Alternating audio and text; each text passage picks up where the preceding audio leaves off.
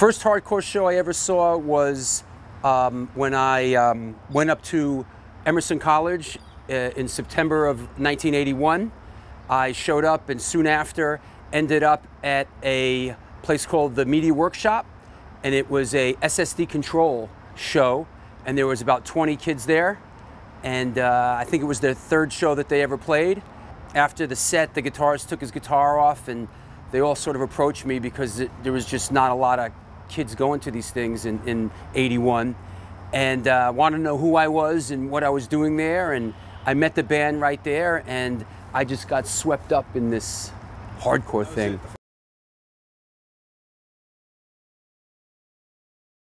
It's not so much the club, it's sort of maybe the scene that was happening in that club that, you know, thinking back. Now, for me, probably nostalgically, it would be the A7 in the Lower East Side of New York. When I came back from Boston and started the High and Mighty, we used to play there a lot. It was a very special and precious time. So I really think back on that fondly.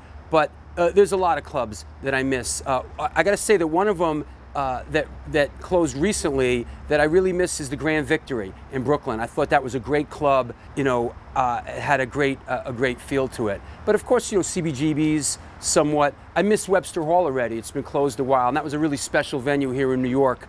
Hopefully it reopens someday. But yeah, A7.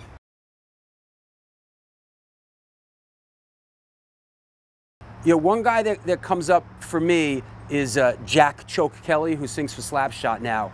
I remember him early on. He was really the first one who kind of got in the pit and started this sort of, you know, really thrashing style. Before that, you know, people were going really slow and low and skanking around, but Jack Kelly was the first one who really got in there, and he was a bit of an innovator and did things that were different and sort of brought it to the next level. So.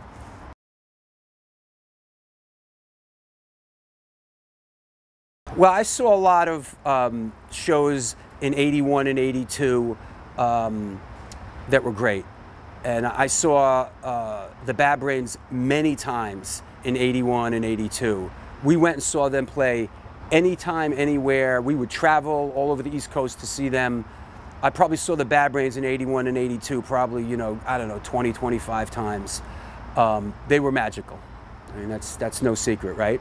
I saw the Misfits in the early 80s before they took their hiatus a bunch of times. When I was in the High and Mighty, we played with them at the Channel in Boston. We loved the Misfits. They were like our Kiss. But you know, the one band I loved was Minor Threat, and I saw them play a bunch of times. Minor Threat always delivered the goods. And I loved SSD Control too. They put on some amazing shows. But I would say, if I had to whittle it down to one show, there was a Irving Plaza show in 1982 that I think it was Minor Threat, SSD Control, and that was an incredible sort of like watershed landmark show. Absolutely. First and foremost, Combust from Staten Island. They just played the Jimmy G benefit that we put on last weekend. They rip it. I love Regulate from Long Island. Crippled Urn. They're playing my release show for the New York Hardcore Chronicles film 1.5, coming up December 9th at Brooklyn Bazaar. But also some bands that have been around a little while that might be perceived as newer bands that I think are great, like Silence Equals Death and Zaguri. They're great as well. Well, of course, there's sort of the gold standard, you know, of guys, Mackie Jason, you know, Earl from the Bad Brains, Chuck Biscuits. But I want to veer more towards guys that I've played with, that I've interacted with a little bit more.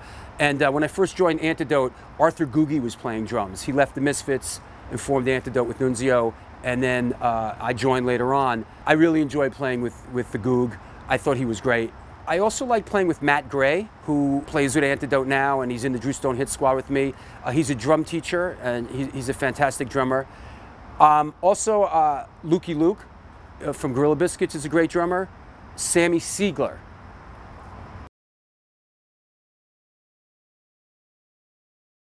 Black Flag, early Black Flag was a big influence of mine. And although Dez was great, when Henry Rollins first joined Black Flag, that Damage record, I think sort of it's been sort of lost in the shifting sands of time. But when Black Flag Damage came out in '81, it was hands down the biggest influence, certainly for me vocally. And the band that Henry Rollins was in before Black Flag, SOA, that 7-inch, was a big influence. And also Negative Approach.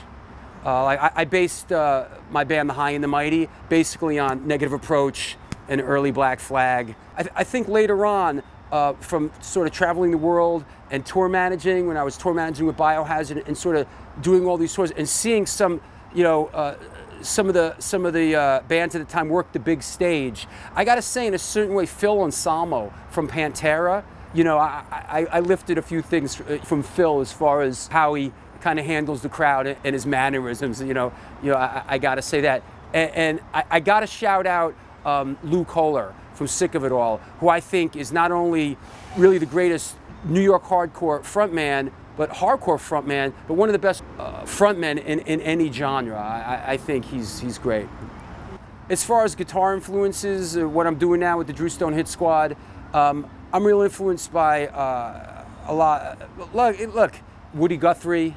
I'm influenced as far as from guitar from Woody Guthrie to Mike Ness. I'm really into early Americana stuff, railroad songs, you know, blues, gospel, as much as I'm influenced by Sex Pistols, The Clash, and stuff like that. So that's what the Drew Stone Hit Squad does. We do everything from Americana to hardcore punk and everything in between.